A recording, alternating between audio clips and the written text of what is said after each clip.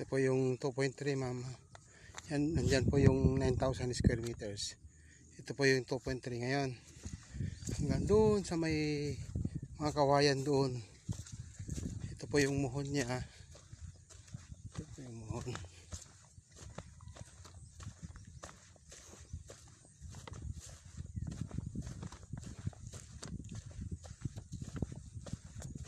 Ito po. Yan. Yan po yung muhon. Ganyan po. Diretso doon. Sa dulo. Doon sa may mga baka. Doon sa dulo ng mga baka.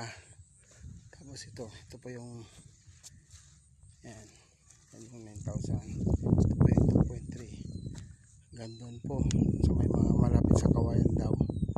Yan. Ganon. Tapos yan. Yung susunod po, yun yung pong 1.2. Ito naman yung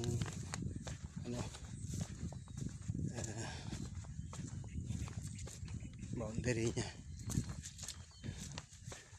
Po yung 2.3. Yan po yung 9,000 yan sa loob. Tapos yan po yung bundok na yan, lawak, kabarabuan na po yan. Andyan lang po yung daan, nakikita po yung daanan nila doon. Yun po yung poste. Tapos yan po yung boundary nitong 2.3. Yan po sa inyo po pa yan. Kasama pa po ng lote nyo to.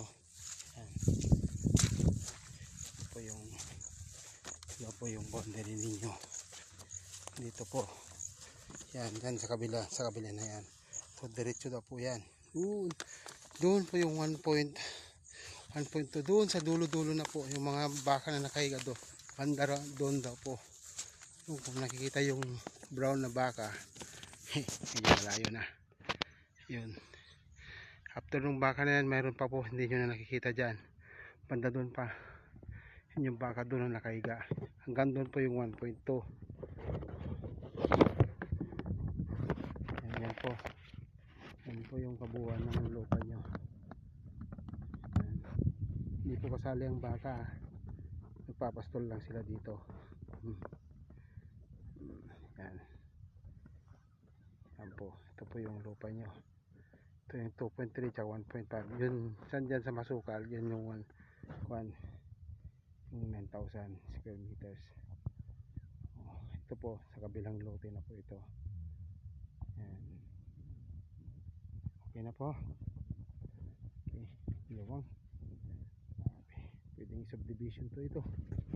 Okay po ma'am. Salamat po.